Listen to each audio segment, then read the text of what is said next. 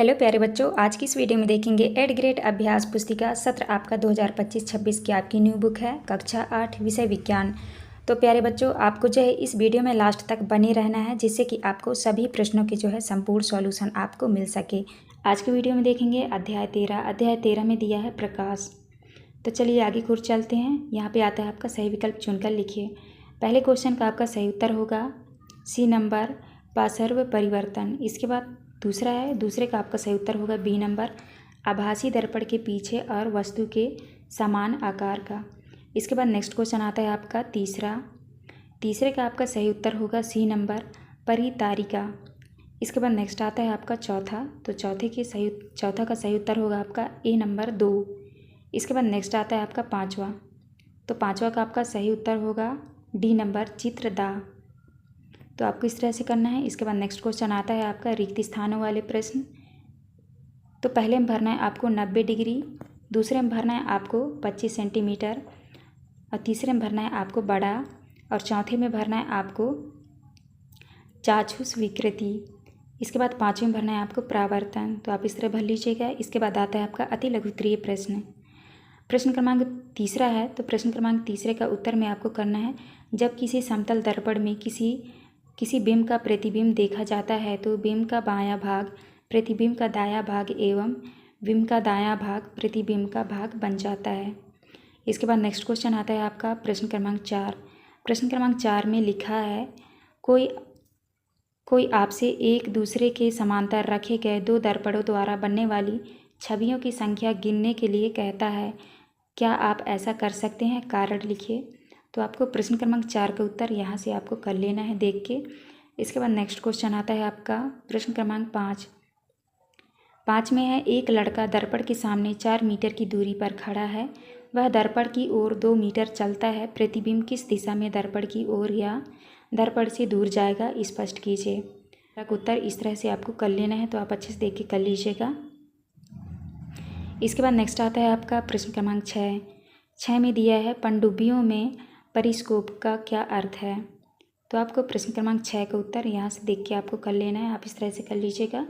Next question है आपका 7 में यदि कोई व्यक्ति मोतियाबिंद से पीड़ित है तो उसके नेत्र का कौन सा भाग प्रभावित हुआ है, इसकी चिकित्सा किस प्रकार की जाती है। तो आपको प्रश्न क्रमांक 7 का उत्तर यहाँ से देख के आपको कर लेना है, आप इस तरह से कर लीजिएगा। इसके बाद आता है आपका लघु उत्तरीय प्रश्न। प्रश्न क्रमांक 8 में है समतल दर्पण से बनने वाले प्रतिबिंब की विशेषताएं लिखिए। तो आपका पहला विशेषता होगा बनने वाला प्रतिबिंब आभासी होता है। दूसरा है बनने वाला प्रतिबिंब सीधा व वस्तु के आकार के समान होता है। तीसरा लिखना है प्रतिबिंब पार्श्व रूप से उल्टा होता है और समतल दर्पण से वस्तु की दूरी समान होती है। इसके बाद नेक्स्ट क्वेश्चन आता है आपका प्रश्न क्रमांक 9। प्रश्न क्रमांक 9 में लिखा है परावर्तन के नियमों को लिखिए तथा इन्हें नामांकित आरेख द्वारा प्रदर्शित कीजिए। तो आपको लिखना है पहले में आपतित किरण, परावर्तित किरण तथा आपतन बिंदु सभी एक ही तल में स्थित होते हैं। दूसरा है आपतन कोण व परावर्तन कोण के मान एक जैसे होते हैं। तीसरा है आपतन कोण व परावर्तन कोण की ज्या एक समान होती है।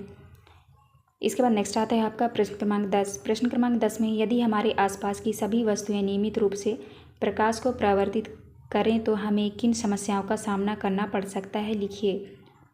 तो आपको लिखना है पहला है दृश्य भ्रम और चकाचौंध, दूसरा है दिशा भ्रम, तीसरा है संचार और संकेतों में समस्याएं, चौथा है वस्तुओं की पहचान में कठिनाई। इसके बाद नेक्स्ट क्वेश्चन आता है आपका प्रश्न क्रमांक 11 में है जब दो दर्पण एक दूसरे के समकोण पर रखे जाते हैं तो एक से अधिक प्रतिबिंब क्यों बनते हैं। तो आपको प्रश्न क्रमांक 11 का उत्तर यहाँ से देख के आपको कर लेना है, तो आप इस तरह से लिख लीजिएगा। इसके बाद नेक्स्ट आता है आपका प्रश्न क्रमांक 12 में है बहुमूर्तिदर्शी किस सिद्धांत पर कार्य करता है, इसका क्या उपयोग है, लिखिए। तो आपको प्रश्न क्रमांक 12 का उत्तर यहाँ से देख के आपको कर लेना है, आप इस तरह से लिख लीजिएगा। इसके बाद नेक्स्ट आता है आपका दीर्घ उत्तरीय प्रश्न। प्रश्न क्रमांक 13 में है नियमित तथा विसरित परावर्तन में अंतर लिखिए तथा प्रत्येक को चित्र द्वारा प्रदर्शित कीजिए। तो आपको प्रश्न क्रमांक 13 का उत्तर इस तरह से आपको लिखना है, तो आप अच्छे से देख लीजिए, आप इस तरह से लिख लीजिएगा और इस तरह से आपको चित्र बना लेना है परावर्तन के प्रकार। नियमित परावर्तन, विसरित परावर्तन। तो आपको इस तरह से चित्र भी बना लेना है। इसके बाद नेक्स्ट क्वेश्चन आता है आपका प्रश्न क्रमांक 14 में है मानव नेत्र का नामांकित चित्र, रेखांकित चित्र बनाइए। अपने नेत्र की उचित देखभाल हेतु आप क्या क्या सावधानियां रखेंगे। तो आपको इस तरह से लिख लेना है। मानव नेत्र के लिए सावधानियां निम्न हैं।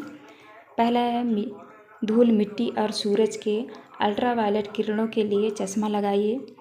दूसरा है आराम करें। तीसरा है संतुलित आहार। चौथा है धूप से आँख बचाएं। और आपको जो है इस तरह से आँख की चित्र बना लेना है। तो आप इसको देख के बना लीजिएगा। इसके बाद नेक्स्ट क्वेश्चन आता है आपका प्रश्न क्रमांक 15 में निशाचर पक्षियों उल्लू के नेत्रों में कॉर्निया तथा पुतली का आकार बड़ा होता है या यह संरचना उन्हें किस प्रकार सहायता करती है। तो आपको प्रश्न क्रमांक 15 का उत्तर यहाँ से देख के आपको कर लेना है। तो आप इसको देख के अच्छे से कर लीजिएगा। इसके बाद नेक्स्ट आता है आपका 12 नंबर में है मानव नेत्र में कौन सा लेंस होता है, इसमें वस्तु का प्रतिबिंब कहाँ बनता है। तो आपको बा का उत्तर यहाँ से देख के आपको इस तरह से लिख लेना है। इसके बाद नेक्स्ट क्वेश्चन आता है आपका प्रोजेक्ट कार्य 1। प्रोजेक्ट कार्य 1 में दिया है अपने आस पड़ोस के 5 बच्चों का सर्वेक्षण कीजिए तथा ज्ञात कीजिए कि 12 वर्ष से कम आयु के कितने बच्चे किसी दृष्टि दोष से ग्रसित हैं। तो आपको यहाँ पे लिखना है बच्चों का नाम, आयु, दृष्टि दोष, निकट दूर, अन्य दोष, कोई दोष नहीं। तो आपको जो है देख के यहाँ पे भर लेना है। जैसे यहाँ पे बच्चों के नाम लिखे हैं, उनकी आयु लिखी है और कौन सी बीमारी है ये, तो आपको जो है इस तरह से भर लेना है। इसके बाद यहाँ पे आपको लिखना है, पहला क्वेश्चन दिया है किस विटामिन की कमी से दृष्टि दोष हो सकता है। आपको उत्तर में करना है विशेषज्ञों का मानना है कि विटामिन ए और विटामिन B12 की कमी होने से आँखों की रोशनी प्रभावित हो सकती है। अगर इलाज ना किया जाए तो आँखों की रोशनी जा भी सकती है। इसके बाद दूसरा क्वेश्चन है। दूसरे क्वेश्चन का आपको उत्तर में करना है आँखों को स्वस्थ बनाए रखने के लिए हमें अपनी डाइट में हरी पत्तेदार सब्जियां जिनमें आयरन की मात्रा भरपूर होती है जो आँखों की हेल्थ के लिए बहुत ज़रूरी है, और अखरोट में विटामिन ई और फैटी एसिड्स आँखों के लिए बहुत ज़रूरी है। इसके बाद तीसरा क्वेश्चन है आँखों की सुरक्षा के लिए क्या क्या सावधानियाँ रखनी चाहिए। तो आपको तीसरे के उत्तर में लिखना है आँखों की सुरक्षा के लिए उपाय। पहला है अपनी आँखें मत मलो। दूसरा है बार बार हाथ धोने का अभ्यास करें। तीसरा है धूम्रपान छोड़ने का प्रयास करें। इसके बाद चौथा पॉइंट है संतुलित आहार का सेवन करें। पांचवा पॉइंट है आरामदायी कामकाजी माहौल रखें। इसके बाद आता है आपका प्रोजेक्ट 2। उत्तर में करना है उद्देश्य में लिखना है कैलाइडोस्कोप बनाना।